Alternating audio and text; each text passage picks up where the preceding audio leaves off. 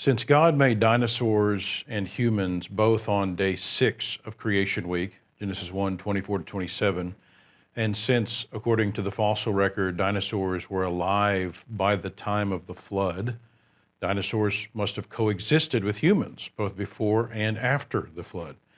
While the fossil record seems to indicate that dinosaurs lived in a separate habitat from humans in the pre-flood world, after the flood, no doubt dinosaurs and humans would have encountered one another. Creationists, therefore, would predict that human records of their interactions would have been made through physical artifacts and oral legends, and that is exactly what we find when we look at the archaeological evidence since the flood. We're blessed at Apologetics Press to have replicas of some of those archaeological artifacts that have been discovered over the years, which we discuss much more in depth in other materials. Here are 3 of those artifacts. An ancient theropod petroglyph found at the Havasupai Canyon at Grand Canyon in the southwest United States. 20th century archaeologist Dr. Samuel Hubbard, an honorary curator of archaeology at Oakland Museum, he analyzed the desert varnish accumulating in the actual petroglyph's cut and found that it reveals what he called unbelievable antiquity for the drawing. We also have a replica of what seems to be unmistakably a Stegosaur rock carving that was discovered in the rock carvings at the Utahraptor Temple in Cambodia, dating back to 1186 AD. And as would be expected, some have attempted to argue that the animal isn't what it appears to be, but their alternative explanations are weak at best. The Cambodian Stegosaur is a powerful evidence that humans have witnessed living dinosaurs. We also have original, not replicated stones depicting interactions between humans and dinosaurs found in Ica, Peru, likely carved before 1500 AD.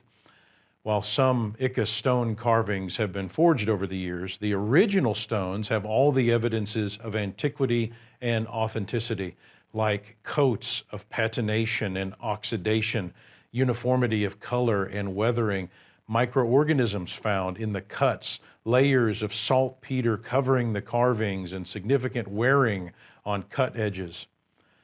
Modern man hasn't been aware of the existence of dinosaurs for very long. The word dinosaur wasn't even coined until 1841. And when dinosaur fossils are found, they're rarely found articulated with all their bones together in the positions that they were in when they were alive. In fact, rarely are all the bones of a dinosaur even present at all in a fossil find. Paleontologists merely find isolated bones, or even more typically, fragments of dinosaur bones. After gathering all of the bones for a single species, oftentimes having to gather fossils from the same animal found in other places in order to gather enough different types of bones to figure out what one dinosaur species actually looked like, then a paleoartist can attempt to try to put flesh on the bones to try to get an idea of what the dinosaur looked like with all of its muscle and skin present, a procedure that certainly requires a deeper understanding of animal anatomy.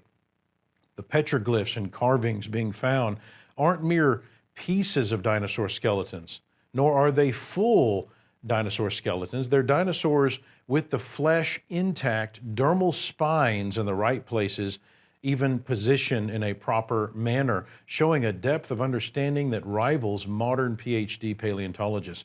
Even though the drawings and artifacts are hundreds of years old, and in some other cases we didn't look at here, thousands of years old. How in the world would ancient man be able to accurately depict dinosaur anatomy with the information that he had at that time? The most reasonable answer is he actually saw these creatures alive.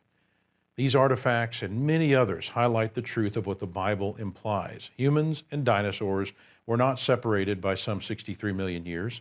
We walked the earth at the same time and, in fact, within the last several hundred years. Check out our website at apologeticspress.org for more information.